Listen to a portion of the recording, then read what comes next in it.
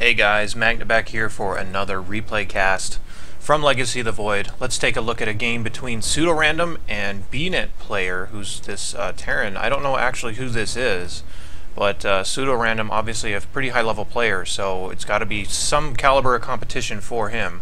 So this should be a pretty high level replay. Again, I don't usually watch these before I cast them because I kind of want to be surprised and experience it the same way that you guys would, rather than having too much overbearing commentary on it. But we're going to see a TVZ here today, which I don't believe we've really seen too much of. So PseudoRandom oddly rallying his drone here. I'm not quite sure if he was used to the earlier timings, but he's going to be going hatch first. And more importantly, this is hatch first before the Overlord is done. So there was an extractor trick done here to try to squeeze out that extra drone. The Overlord does finish, and then he adds on a couple more drones here. So this is probably about the fastest possible hatchery you can get. And going back to the Terran base, this is just going to be, I don't believe, well, yeah, I'm pretty sure this is not gas first. I should have been paying more attention to that, but the gas and barracks timings almost seem like irrelevant as far as one being canceling out the other. You can basically get both of these at the same time if you want to, and they won't really slow down your build too much. So kind of interesting little nuances here. And BNet Player, the Terran, saving up for a command center right now. Not rallying a worker down quite yet though, so looks like he wanted to squeeze in a depot before getting that command center. But this looks like a Reaper opener, so I'm expecting a Reaper to come down here in just a sec, and he decides to go Marine, so that's a little unusual. But maybe just going to go for a faster factory. Maybe going to try for Cyclones? I'm not sure yet. I haven't actually seen a lot of openers in this matchup yet. PseudoRandom, by the way, not getting gas quite yet, so his speed is going to be a little bit late. And this will give the opportunity for a Cyclone opener to actually do something, because I think we're not going to see Cyclones too much in this matchup, considering they are very vulnerable to Speedlings. And if they just get speed, then it makes the Cyclone pretty worthless pretty fast. But we're not seeing that faster speed yet from the Zerg. There's a gas finally coming down. Two gases. Oh, never mind. He just cancels one to, I guess, get one at his natural. That was a little unusual as well.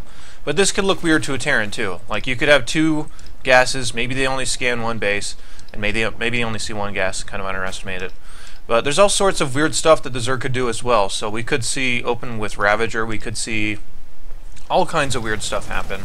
But yeah, Terran actually grabbing a Tech Lab here, so this is going to be a Cyclone opener. And he may bring his Marines, he may not, but this is going to be strange because, again, you're kind of playing in there a little bit blind, considering if the Zerg opened with like hatch, gas, and then pool, they would have speed done by this time the Cyclone would start getting on the map, and that would be very, very messy. It's also possible that these guys are just testing out build orders, and this might not just be a ladder game, and I'm not totally sure just because this did come in a replay pack that I just grabbed, so it's not really clear as far as what status this was. Zerg player going for a lair though. It's a pretty fast lair. Third base is also on the way. But the lair coming down this quickly is still pretty unusual, especially for this matchup. Cyclone's going to finish here in just a second. We're going to see how much he's able to do with that. Third CC on the way as well, so maybe a little bit of a safety play. Cyclone's going to start getting on the map, but I can't stress enough that speed could be done by this stage on a fairly normal opener. So you can see it's just barely starting here for the Zerg, but by the time the Cyclone got to the base, if the Zerg was mining gas a little bit faster, this Cyclone would be 100% dead. There'd be no real chance for it to live very long against like maybe 8 Speedlings. But I guess this is just going to be a unit that will basically punish greed, but I think it's such a huge risk considering it's 150 gas. He's checking the third base here. He does see a third is down. Cyclone's going to start heading in here, maybe pick off an Overlord. He's trying to target it, but this is so funny because he can't actually see it. He could see it from the high ground here, but he didn't have the range to lock on, so that Overlord in quite the weird position. You can see the Cyclone does quite outrange the Spines, and it's just kind of AFKing, and it does get surrounded by Zerglings, and this is normally what you'd expect to happen. So basically, the Cyclone killed one Zergling, which is 25 minerals, and he lost it. And the Cyclone itself costs 150 gas, so that's a really expensive investment to lose just to Zerglings. So Scan comes down here. Looks like he does see just the main base. He does see the Spire coming down, so this is looking a little bit Heart of the Swarm / Wings of Liberty-esque with all the tech here. Only exception being that there's no real Baneling Nest coming down. For the Terran player, getting those Hellions on the map is pretty normal, as they do actually get killed pretty quickly here. So he's got a little bit of a problem on his hands, considering he lost his Hellion, he lost his Cyclone, And that's why I think those openers are really not going to be too viable against Zerg. You're probably just going to have fairly normal openers until we see what the new Terran unit is. But one Marine getting curious out here gets wasted. Kind of unfortunate for him, but kind of being the brave guy to see if the Lings are sticking around. But those Lings don't actually do too much. He does just decide to focus on the bunker rather than run by, maybe try to kill some workers or something. There is a couple of mines burrowed here, as he does know that mutas are a possibility, and they are on the way right now. So if those mutas happen to fly into those mines, which we can see the rally points here for the Zerg are being sent straight to the natural, and oddly enough straight to these mines. So we could see some pretty hilarious hits come down here in just a second. Now what I'm curious about is if the Cyclone really has a role in this matchup beyond maybe being a harassment tool. It honestly kind of seems like Terran didn't really get a whole lot of tools to fight Zerg. And mainly, I think just because Mech is already maybe the strongest in this matchup, as well as Bio is also viable in this matchup, so maybe they're thinking that they don't need to do a whole lot with this unit. I guess things like the Banshee speed upgrade, stuff like that might be useful, but considering this is going to be Bio, we're not going to see a whole lot mixed in here other than, you know, Medivacs, maybe some mines, stuff like that. I'd really like to see Cyclones, but honestly I'm not sure what their purpose would be. By the way, these mutas did take some hits from these mines, so kind of an interesting rally point just to get those wasted right away. Good for the Terran player, obviously bad for the Zerg. But here's an interesting little development. This is a Hydralisk den, and Hydralisk dens can definitely transform into those Lurker dens, which I've been saying for quite a while can probably be a pretty viable thing. And yeah, this is going to be a Lurker transition here immediately. And what I think this is going to do for the Zerg, especially against Bio compositions, it's going to be really good for keeping the Bio at bay. This is a fair number of missile turrets, by the way. Trying to land a third base. This Terran's actually been fairly slow about getting this third base established, and I think that's mostly just because their openers just got crushed really hard. They opened up with that Cyclone, which did nothing. They put out some Hellions, which did nothing. So they've been kind of stuck in this two-base setting here for quite a little while. But what I was going to say about the Lurker Den is that Lurkers can be a new way to kind of control territory against Bio armies. Considering you can upgrade these guys' range to 9, it basically means there's no way that Bio can ever approach it unless they just want to get absolutely shredded. So it'll force a lot more multitasking from Bio players, such as multiple drops and stuff like that. They won't be able to just push all in one clump anymore. So I'm really curious how this is going to work out. So this is basically going to be kind of a new age Legacy of the Void Lurker type of play. You can see these 6 Hydras on the way are likely going to get morphed into Lurkers as soon as this finishes. But on the other side, the Terran player is playing a pretty normal style. A lot of Marines, some Medivacs here. Oddly, no Widow Mines, so this is almost reminiscent of Wings of Liberty style. And here's a Tech Lab being added on here. I'm not sure what this is going to be for, maybe for Thors, maybe for tanks. But of course, if the Zerg player does get these Lurkers, it's going to force the Terran player to change anyway. So even though it looks like the Terran player is going for very normal stuff. By the way, these mutas fly into this once again. So I don't know what these mutas are doing, kind of just a little bit suicidal, I guess, trying to run in there and take some hits from the Widow Mines. But yeah, so what I was saying is that if the Terran player is just running normal Bio stuff and they run into Lurkers, it's going to force them to adjust in one way or another. And that's why you see these tanks start to come down here. And I'm not totally sure what the Terran player knows. And it doesn't seem like he knows a whole lot because he hasn't even seen the creep this far out, and I don't even think the Lurkers have moved off creep yet. So this should be interesting as the Terran player starts to move out. The Lurkers are definitely going to have to be in a good position here to force the Bio to have to disengage. He's just going to run right up in his face and start to burrow here. So you can see that Bio does try to target it down, but once these things land, those Marines just get absolutely wrecked. And these Lurkers are super strong, which we saw in another ZvZ cast. But yeah, this is definitely going to be a big problem for the Terran if they keep trying shenanigans like that. The Mutalisk basically being put out to pick off Medivacs. You can see the Terran players trying to go ahead and grab some of these Lurkers, but once they burrow, this Zerg just basically says, yo, this position is mine. And if you want to stick around, your Marines are just going to get absolutely dominated, and that's what's happening so far.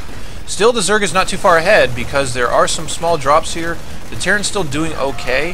The Zerg is also trying to transition into Hive. This is one of the fastest Hives I've ever seen in TVZ before, so it looks like they want to encourage more Zerg tech, as the Zerg is getting pretty high up there. The Terran does just push up here, try to clear out these Lurkers. That's going to be a big deal with the new units here. Is if you're trying to clear this position as Terran, how do you actually do that? So I'm thinking maybe you mix in Banshees, maybe you mix in some other units that will help out with things like that. He needs to lift or repair the CC pretty soon, which he should be okay as he does go ahead and clear this out. dropping a mule here, but the Zerg still did considerable damage. So worker count is 63 to 47. But it's really interesting to see how this is all going to evolve. And I really like this lurker play against Terran Bio. It's going to force the Terran to play different styles. He's going to get +1 mech here in just a second as you see that finishing up. The tanks are now out, so at least he won't get ran up and sieged on anymore. But you have to wonder how much this is going to change as time goes on. This is the lurker range upgrade as well, and crackling upgrade as well, so both new things from, Legacy of the Void. These lurkers will have 9 range, which is really considerable. It'll kind of keep them safe from a lot of the Marine and Marauders from just running up there and killing them. So lurkers are trying to burrow up in their face. The cracklings get a full surround here, and you can still pick up in the medevac, so that's definitely a saving grace here. So it doesn't lose too much, but still you don't want to get surrounded and get lurkers burrowed right next to you, because that's going to be bad news bears. Terran's still stimming in here, does get a lot of these Zerglings here, and you can see he's actually mitigating this pretty well. Now these lurkers are fairly exposed. At any time if these lurkers burrow, though, the Terran's going to have to turn around. And you can see, even if he's trying to micro against these, they still do quite a bit of damage. So the Terran probably just getting a little bit greedy trying to run these things down. But still doing okay. As you can see, even though the lurkers can burrow in your face, you can still do some tactics to force them to be in a bad position. Will these lurkers actually reach across? I think they will. So he's going to burrow these lurkers on the other side, and he's going to be able to poke at these SCVs every once in a while. So you can see, boop, does poke a couple of them every once in a while. And this is really, really annoying for the Terran. As he's thinking like, okay, I'm cool, I can go ahead and mine. And he rallies back here and he starts to get poked. He's like, oh, really? Wow, that's not very cool. So he's going to have to send a drop or something over here. And you could just drop like 4 Marauders on either side of these things, so they definitely can be picked off. And the Zerg, again, look at the range here on the lurkers. This is why that range upgrade exists, so you can do shenanigans like this. So he starts to poke up here a little bit more. The one Marauder getting alerted, a lot of Zerglings just in case he tries to drop on them. So he does have a little mini siege here that the Terran player has to worry about, but at least he's not hitting the SCVs anymore, so the Terran can be a little bit safe. A little bit of a drop coming over here on the side as PseudoRandom's getting a lot of drones killed. Trying to respond to those with these cracklings, and I guess he's just running for a lurker crackling strategy. Going to eventually go into ultras. So we're going to see a lot of new stuff here from the Terran. And look how quickly those Zerglings just swallow up that attack. And that's because the crackling upgrades have been increased to attack much faster. Almost double the upgrade timing from the previous iterations of StarCraft. So those cracklings are a little bit more viable in these later game situations, especially if they're not running around with a lot of splash damage. So just those Marines and whatnot get absolutely wrecked. Here's some Ultras on the way, some more Lurkers on the way, but Lurker Ultra, I have no idea how this Terran player is going to deal with that. And to be totally 100% frank here, I don't criticize Blizzard too much for their balance patches, but this is one situation that I just don't know how the Terran wins right now. Lurker Ultra basically means that you can't approach, and if you do, the Ultras are better than basically everything that you have. So I don't really see a good avenue for Terran by this stage of the game, unless they're trying to transition into something like battlecruisers. You can see these Zerglings are doing okay, but Stim Marines and Siege Tanks are still pretty good units. But there's a lot of Ultras on the field right now, and the reason I say the Ultras are so good is because the Marauders got nerfed, and the Ultras now carry +4 armor off this chitinous plating. So once +3 and once the chitinous plating finishes, these Ultras are going to have 8 armor, which is insane, which means that the Marauders are barely going to do any damage. The Marines will literally do 1 damage per shot. So don't be surprised if these Ultras just walk right in here and just kill everything, because there's basically nothing on the field from the Terran that can do a lot to this. Maybe Widow Mines could do better, but you can see he either doesn't have any idea the Ultras are on the way, or he doesn't really respect how powerful these Ultras are going to be now. So the Lurker's starting to siege up here a little bit. Terran's struggling so hard just to even get this 4th base, which by the timer in the game you might say 14 minutes, that's okay. Here comes the attack right now. The Lurkers burrow, the Ultras just crash in.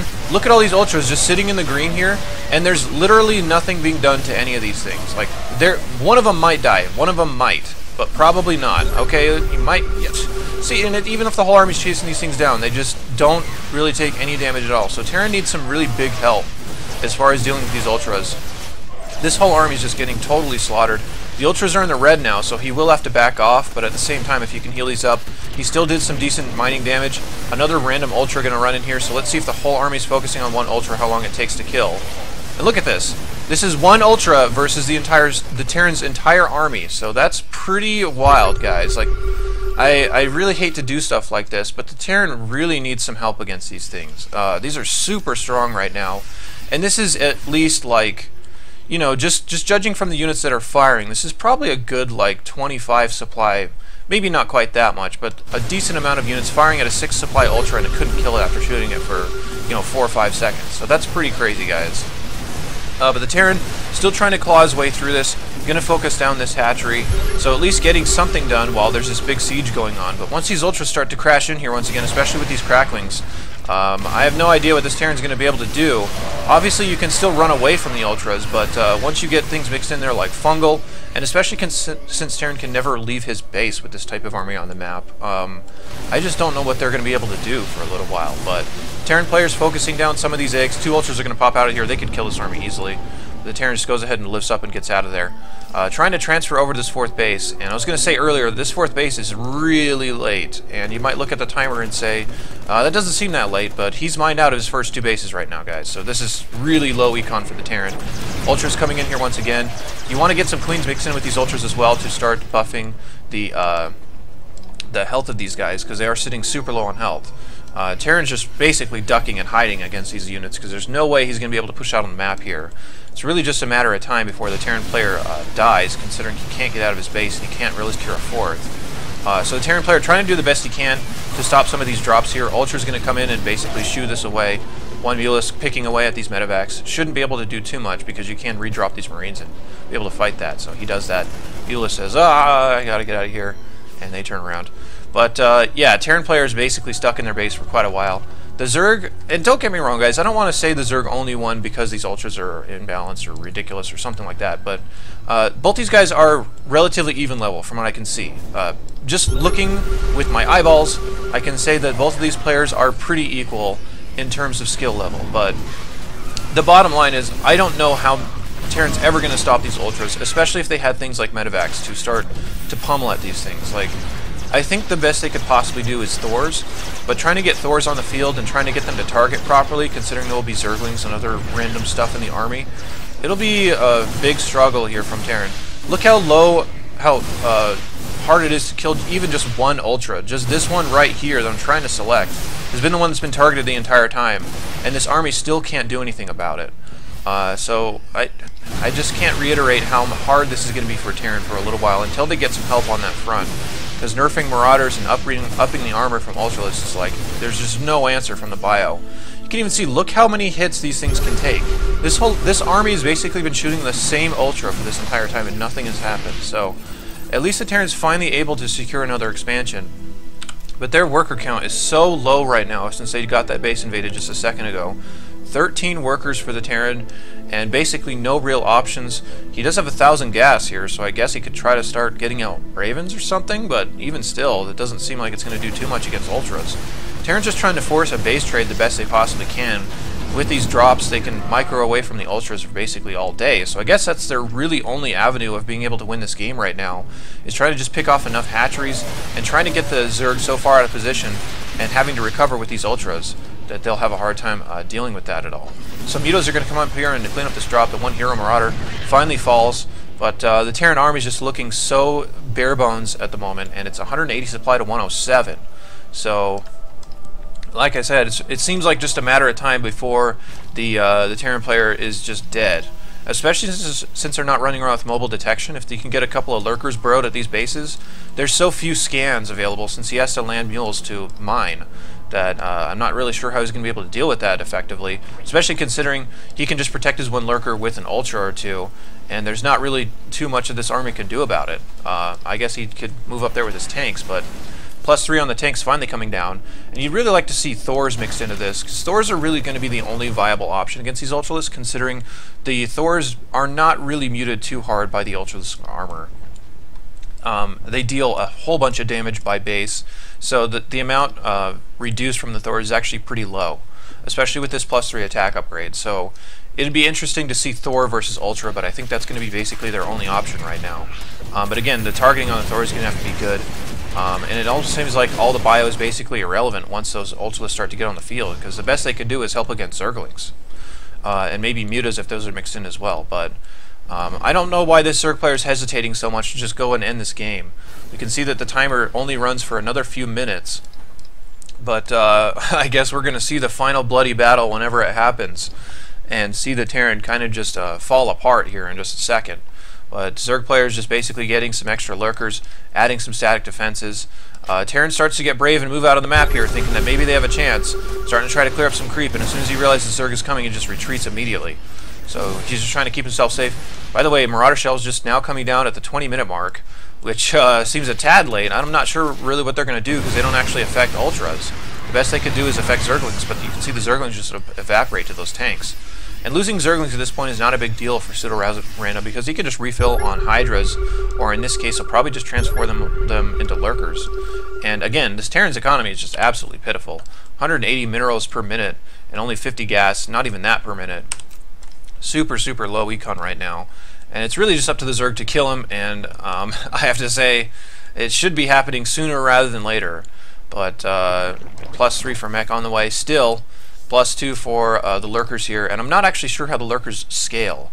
I'd be able to look at that and tell you guys, but the problem is that there are some UI bugs right now and I can't actually tell what the attacks are if I hover over them. So hopefully they'll get that soon. Blizzard, fix the UI please. I need the UI fixed. Alright. Terran player, it's just going to boil down to the Terran player eventually getting brave enough to start to push out on the map and the Zerg player just crashing into him. This has been a while here, and this is going to happen a little bit in Legacy of the Void beta games because people are going to know the game is over but still want to play so that they can experiment with the units that they have. Ultralisk is going to crash up here once again. As you can see him getting some pretty decent surrounds on this army. All the bile getting absolutely shredded. One Ultralisk falls, but there's plenty more where that came from. And there's really no way this bile is going to be able to stem the tides. You can see the tanks actually do pretty well against this, so I guess that's one big benefit from the tanks. And that's what you're going to want to mix in here if it's not Thors. So I guess tanks will be a decent answer, but still, they're not the greatest. I mean, if the Ultras get on top of them, then they can't wreck them, especially if they're on their own like this. Zerglings even can trade really well against those. So you can see, trying to get some surrounds here, tanks picking off quite a bit, but behind this, the Zerg's actually on pretty low econ. I'm surprised at how well the Terran has done as far as keeping this economy down. Ultralisks and stuff crash onto that tank once again. It's still double the supply for the Zerg, so even though the Terran actually won that battle reasonably well, the Zerg still has so many tools here. There's Mutalisks to harass, so Terran basically can't leave his base. Terran's going to have no mining here, like literally no income in just a second. So this is a one final desperation push here from the Terran. And the Zerg really just has to crush this one army and it's over. So the Terrans start to move up here. This is still a pretty reasonable force, so we'll have to see if the Terran's able to do anything with this. The Lurkers do burrow on the other side, and if you're smashed between Lurkers and Ultras, I'm not actually sure what you're going to be able to do there. So the Terran player just gets absolutely mopped up, which we were expecting for quite a while. Terran player says GG, and it is over. So PseudoRandom able to take that game. I guess we're going to have to see how all this changes. This is definitely something that's going to change in some fashion or another. Terran's either going to get a new unit to help him out with this scenario, or the Zerg's Ultra Armor is going to go away or something like that. Something's got to change because this was pretty absurd to see the Terran basically cornered the entire game with almost no options. So we're going to have to see what happens with that. But hope you guys at least enjoyed the cast. Hope you guys enjoyed seeing the new units and all their interactions. I'll be back with more beta games here in the near future, so stay tuned to my channel and subscribe if you'd like to see more. But yeah, I'll see you guys very soon. Take care. Thanks for watching.